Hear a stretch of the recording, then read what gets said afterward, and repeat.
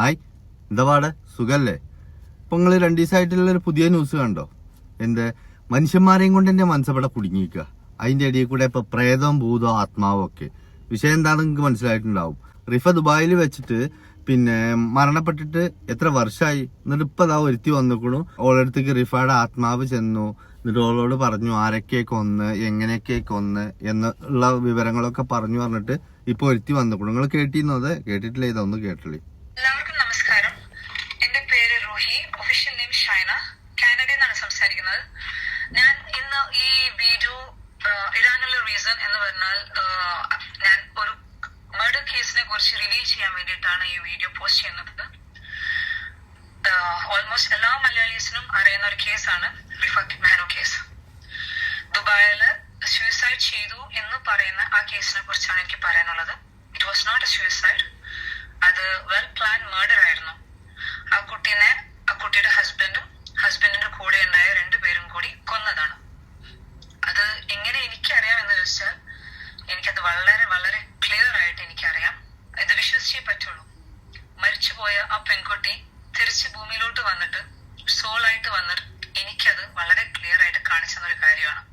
വളരെ ക്ലിയർ ആയിട്ട് അന്ന് രാത്രി അവിടെ എന്താണ് സംഭവിച്ചതെന്നും ആ കുട്ടീനെ ഇവരെന്താ ചെയ്തതെന്നും എല്ലാം വളരെ ക്ലിയർ ആയിട്ട് ഞാനൊരു പിക്ചർ കാണുന്നത് പോലെ ഞാൻ കണ്ടതാണ്. സോ എനിക്കത് പറഞ്ഞേ പറ്റുള്ളൂ. It's time to reveal this. ഞാൻ കണ്ട കാര്യങ്ങൾ ഞാൻ പറയുവാണ്. എനിക്ക് കണ്ടതല്ല, എനിക്ക് കാണിച്ചു തന്ന കാര്യങ്ങൾ. അതായത് റിഫ ഈ പറഞ്ഞതുപോലെ വളരെ ഹാപ്പി ആയിരുന്നു. ആ രാത്രിയിൽ കയറി അവളുടെ റൂമിലോട്ട് പോയി. അതിനുശേഷം ഇവരവിടെ സംസാരം തുടങ്ങിയത്, സംസാരിച്ച് അവർ ഫൈറ്റ് ചെയ്യാൻ തുടങ്ങി. സംസാരം തുടങ്ങിയത് ബിറ്റ്വീൻ റിഫയും റിഫയുടെ ഹസ്ബൻഡ് മെഹനാസും ആണ്. പക്ഷെ എല്ലാവരും പറഞ്ഞത് അവിടെ മെഹനാസും ജംഷാദും മാത്രമേ ഉണ്ടായിരുന്നുള്ളൂ എന്നാ പറയുന്നത്. ഇല്ല, വേറൊരാളും കൂടി അവിടെ ഉണ്ട്. അത് മെഹനാസും ജംഷാദും ആഷിഖും, ഈ 3 പേര് ആ റൂമിന്റെ അകത്തുണ്ട്. ഇവര് 3 പേരും കൂടി ഈ കുട്ടീനോട് എന്തോ കാര്യമായിട്ട് പറയുന്നുണ്ട്. അപ്പം അത് അവള് ചെയ്യാൻ റെഡിയല്ല. ആ സമയത്ത് ഒന്ന് തള്ളാൻ തുടങ്ങി. തള്ളിയിട്ട് ബെഡിലോട്ട് ഇടുന്നത് മെഹനാസാണ്. മെഹനാസ് തള്ളിയിട്ട് റിഫിനെ ബെഡിലോട്ട് ഇട്ടു. പിന്നെയും ബെഡിൽ നിന്ന് എഴുന്നേറ്റിട്ട് അവളിങ്ങനെ ഫൈറ്റ് ചെയ്യുന്ന പോലെ പിന്നെയും ഫോർവേഡ് ആയിട്ട് പോകുമ്പം നെക്സ്റ്റ് മൊമെന്റ് സംഭവിച്ചു എന്ന് പറഞ്ഞാല് കഴുത്തിലുണ്ടായ ഷോൾ, ഒരു ലൈറ്റ് പിങ്ക് പോലത്തെ ഷോളാണ് എന്റെ ഒരു കണ്ണിൽ കണ്ടത്. കഴുത്തിലുണ്ടായ ഷോൾ വെച്ചാണ് മുറിക്കിയത്. അത് മെഹനാസ് ആണ് ടൈറ്റൻ ചെയ്യുന്നത്. കഴുത്തിലോട്ട് അങ്ങോട്ട് അത് ടൈറ്റൻ ചെയ്ത് കഴിഞ്ഞാൽ തന്നെ. ഒരു മിനിറ്റ്, അതായത് പുള്ളിക്കാർ പറഞ്ഞ മനസ്സിലായോ നമുക്ക്? അതായത് ഈ റിഫയുടെ ആത്മാവ് വന്നിട്ട് കറക്റ്റ് വിഷ്വലാക്കിയിട്ട് എന്താണ് അവിടെ സംഭവിച്ചത്, എന്തിനാണ് അങ്ങനെയൊക്കെ സംഭവിച്ചത് എന്നുള്ളതിന്റെ എല്ലാ എവിഡൻസും കറക്റ്റ്, അതും കളർ വിഷ്വലാക്കിയിട്ട് തന്നെ 37 അതേമാതിരി കാണിച്ചു കൊടുത്തുക്കണമെന്നാ പറയുന്നത്. ഈ പറഞ്ഞത് 2026 ആദ്യം, അത് പോട്ടെ, അത് 37 ബോധ്യമില്ലെങ്കിൽ വേണ്ട. പക്ഷെ ഇത് കേൾക്കണ ഞമ്മക്കൊരു ബോധ്യം ഉണ്ടല്ലോ ഇത് 2026 എന്തായാലും ഈ മെഹനു എന്ന് പറയുന്നല്ലേ, ഓനെ കുറിച്ചിട്ട് എനിക്കും അത്ര നല്ല അഭിപ്രായമൊന്നുമില്ല. പിന്നെ എന്തുകൊണ്ട് ഇവൾ ഇങ്ങനെയൊക്കെ പറയുന്നു എന്ന് ചോദിച്ചാല്, ഈ ഒരു കേസിന്റെ കാര്യത്തില്, അതായത് പല ചാനലും പല യൂട്യൂബേഴ്സും പല മീഡിയാസും എല്ലാം വിട്ടിട്ടുള്ള ഒരു പലതരത്തിലുള്ള കഥകളുണ്ട്. എങ്ങനെ മെഹനു അങ്ങനെ ചെയ്തു, മെഹനു ഇതില് കെട്ടി കഴുത്തില് മുറുക്കി, അതുപോലെ സഹായിച്ചു, മറ്റൊരു സഹായിച്ചു, അപ്പൊ റൂമിൽ ഉണ്ടായിരുന്നതൊക്കെ പറഞ്ഞിട്ടുള്ള കുറേ കഥകൾ ഇതിന്റെ അകത്ത് വന്നിക്കണു. ഇതൊക്കെ 37 ഇരുന്ന് കണ്ടിക്കുകയാണ്. എന്നിട്ട് എന്തോ ഒരു സ്വപ്നമാണ് കണ്ടിക്കുകയാണ്. അപ്പോ സംഗതി ഇങ്ങനെയാണ് എന്നുള്ളതാണ് സ്വയം അങ്ങോട്ട് ഇതിപ്പോ എന്റെ അടുത്തേക്ക് ഇവളുടെ ആത്മാവ് വന്നു, ആത്മാവാണ് എന്നോട് ഇതൊക്കെ പറഞ്ഞു തന്നെ എന്നുള്ളൊരു വിശ്വാസത്തോടെയാണ് ഇത്ര ധൈര്യമായിട്ട് ഈ സോഷ്യൽ മീഡിയയിൽ 37 വന്ന് പറയുന്നത്. ഇതെന്താ ഏതാന്നും കൂടി അറിയാതെ വാലും തുമ്പില്ലാതെ കുറേ ആളുകള് ഇത് വലിച്ചു വാരിയിട്ട് വലിയൊരു കണ്ടന്റ് ആക്കിയിട്ട് ഇടുകയും ചെയ്തിരിക്കണം.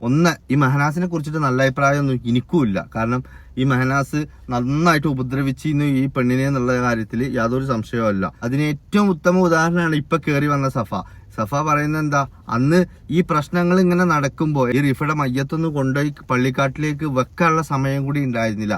അപ്പോഴത്തേക്ക് സഫാക്കും ഇവനക്കും കല്യാണം കഴിച്ചേ പറ്റുള്ളൂ. അത്ര അർജന്റ് ആയിരുന്നു. പോലീസുകാരും നാട്ടുകാരും എല്ലാം കലിച്ച് നിൽക്കുകയായിരുന്നു. ആ സമയത്തടക്കം അവർ കല്യാണം കഴിച്ചു. അന്ന് അരിഭക്ഷണം കഴിക്കുന്ന എല്ലാ മനുഷ്യന്മാർക്കും മനസ്സിലായിക്കണു ഈ മെഹനുവിന്റെ യഥാർത്ഥത്തിലുള്ള തൊലിക്കട്ടി എന്താന്നുള്ളത്. അതൊക്കെ ഇനിയിപ്പോ എന്തെങ്കിലും ആവട്ടെ എന്ന് വിചാരിച്ചിട്ട് പിന്നെ അത് അതിന്റെ മെയിൻറ്റിക്ക് വിട്ടു. അപ്പോൾ ആ കുട്ടിയുടെ കാര്യത്തിൽ മാത്രമേ എല്ലാവർക്കും കുറച്ച് സങ്കടം ഉണ്ടായിരുന്നുള്ളൂ. പിന്നീട് എന്ത് സംഭവിച്ചു, ഈ സഫയൊക്കെ അടിപൊളിയായിട്ട് റീല് ചെയ്യൽ തുടങ്ങി, ഇവർ കെട്ടിപ്പിടിക്കലായി, പിന്നെ എന്താ പറയുക ഫാമിലി വ്ളോഗേഴ്സ് ചെയ്യലായി, ഭയങ്കര സന്തോഷത്തിലാണ്, ഹാപ്പിയാണ് എന്നൊക്കെ അറിയിച്ചിട്ടുള്ള കുറെ വീഡിയോസ് ഇറക്കി. ആ സമയത്തും ഈ കാതറ കരിപ്പൊടി ഇങ്ങനെ വീഡിയോസ് ഇട്ടിരുന്നു ഇവരുടെ കുറിച്ചിട്ട്.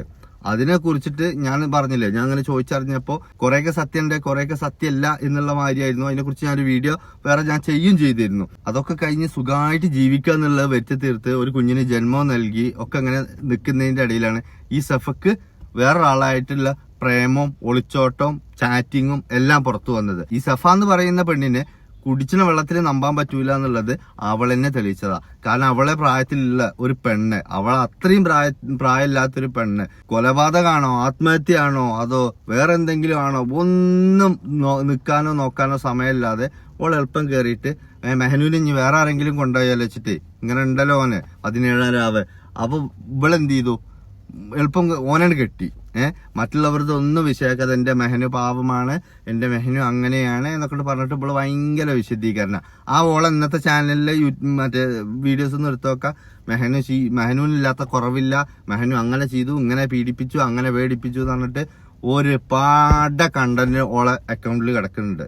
അന്ന് ആ പെണ്ണിന്റെ മരണ സമയത്ത് ഒരു 2 ദിവസം കൂടി വെയിറ്റ് ചെയ്യാൻ ഇവൾക്ക് ഈ സഫക്ക് ടൈം ഉണ്ടായിരുന്നില്ല.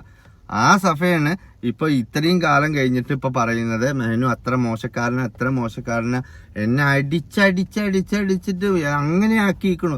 എന്തൊക്കെ തരം കഥകളാണ് ഇപ്പൊ വരുന്നത്. അല്ലെങ്കിൽ ഈ മെഹനിനെ കുറിച്ചിട്ട് ആർക്കെങ്കിലും ഇവിടെ നല്ല അഭിപ്രായം ഉണ്ടോ? ഇല്ല. എന്തായാലും നമുക്ക് ബാക്കി കേൾക്കാം.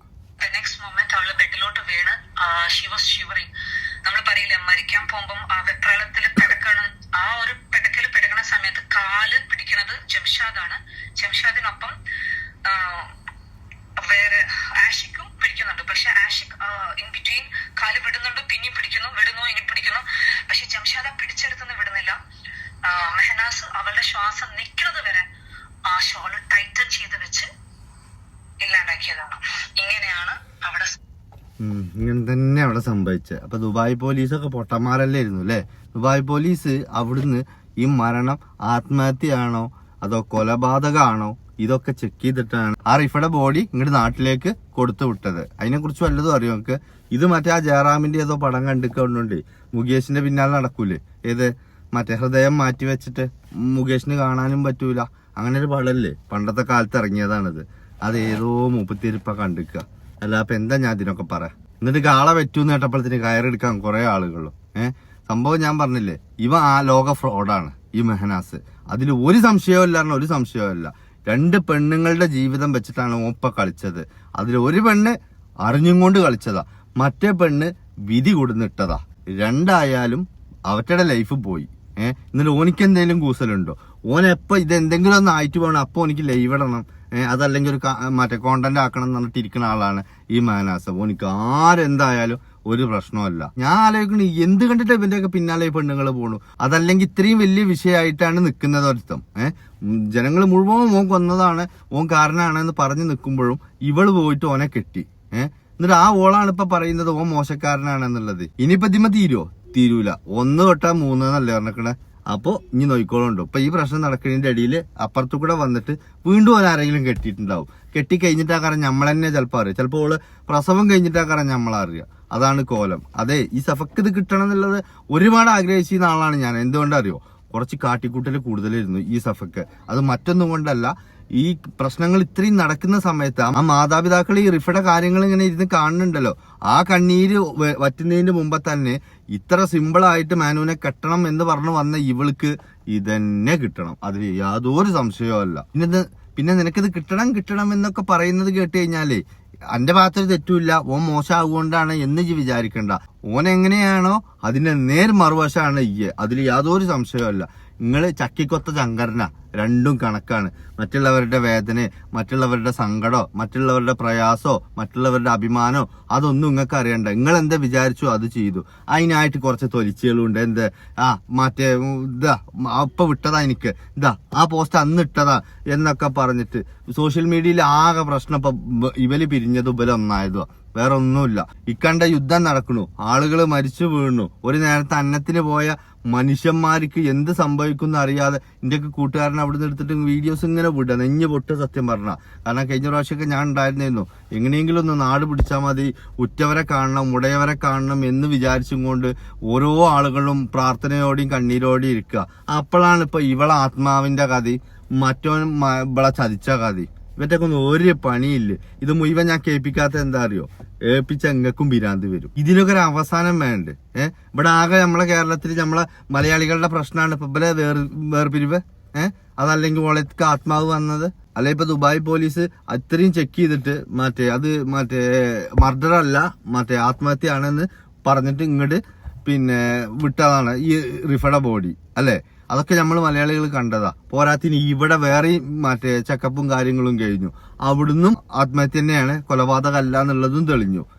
എന്നിട്ട് ഇപ്പൊ എവിടുന്ന ഈ ആത്മാവ് വന്നു? എനിക്കൊരു പിടുത്തമല്ല. ഇങ്ങനെ നാട്ടിൽ നടക്കുന്ന ആത്മഹത്യക്കും കൊലപാതകത്തിനും ഒക്കെ ഈ ആത്മാവുകൾ വരാൻ നിന്നിട്ടുണ്ടെങ്കിൽ ഉണ്ടല്ലോ മനുഷ്യന്മാരെ എങ്ങോട്ടേലും പോകേണ്ടി വരും. കാരണം അത്രക്ക് ആത്മാവ് ഉണ്ടാവും ഇവിടെ. ഓരോരുത്തരും അങ്ങോട്ട് സ്വപ്നം കാണാൻ തുടങ്ങും, ഇന്ന മാരിയാണെന്ന്. പിന്നെ കോടതി ഇപ്പൊ ഈ സ്വപ്നം കണ്ടീനും ആത്മാവ് വന്ന് പറഞ്ഞാലും കേസെടുക്കാൻ നിൽക്കല്ലേ അല്ലെ. ഇതിപ്പോ എന്താ ഉണ്ടായാ അറിയോ, ഇതിപ്പോ ഇവളിങ്ങനെ ഒരു സ്വപ്നം കണ്ടു എന്ന് പറഞ്ഞിട്ട് തോന്നിയുള്ള പേരൊക്കെ വിളിച്ചാണ് പറഞ്ഞു, ഇനി ഇതേപോലെയൊക്കെ പാടം ഓന്റെ പേര് ഈ പെണ്ണിന്റെ പേരിൽ കേസ് കൊടുക്കാൻ നിൽക്കുക അത്രേ. ഇനിയിപ്പോ കേസ് ഓള് നടത്തണ്ടേ, അല്ലാതെ ഇപ്പൊ ആത്മാവ് വന്നിട്ട് കോടതിയിൽ ഹാജരാവില്ലല്ലോ. എന്തെങ്കിലുമൊക്കെ വിളിച്ചു പറയന്നെ. അതാണ് ഇപ്പൊ അവസ്ഥ. അത് കുറെ കോണ്ടന്റ് ആക്കിയിട്ട് നടക്കാൻ കുറെ ആളുകൾ. എന്തായാലും ഇപ്പത്തെ സാഹചര്യത്തിൽ ഇബലാത്മാവിന്റെ പിന്നാലെ പോകാനൊന്നും ഞമ്മക്ക് നേരമല്ല. നമ്മൾ ഈ അന്നം തേടി പോയ മനുഷ്യർക്ക് വേണ്ടിയിട്ട് പ്രാർത്ഥിക്കുക എന്നുള്ളതുള്ളൂ. കാരണം അവർക്ക് എങ്ങനെയെങ്കിലും അവരുടെ നാടും വീടും പിടിക്കുക എന്നുള്ളത്. കാരണം യുദ്ധം അത്രക്ക് വലിയ ഭീതിക്കാണ് ഇപ്പൊ ഇനി പോണത്. അപ്പൊ അങ്ങനെ ഒന്നും സംഭവിക്കാതിരിക്കട്ടെ. നിങ്ങൾ ഈ നല്ല മാസം നിങ്ങൾ ചെയ്യുന്ന പ്രവർത്തികൾക്ക് നിങ്ങൾക്ക് എന്തെങ്കിലും പ്രതിഫലം വേണോ, നിങ്ങൾ അതിന്റെ കാര്യങ്ങൾ നോക്കിക്കോ. അല്ലാതെ ഇവലെ ആത്മാവിന്റെ പിന്നാലെ പോയാണ്ടല്ലോ ദുനിയാവും ഉണ്ടാവില്ല, ആഖിറവും ഉണ്ടാവില്ല. ശരി എന്നാ പോട്ടെ.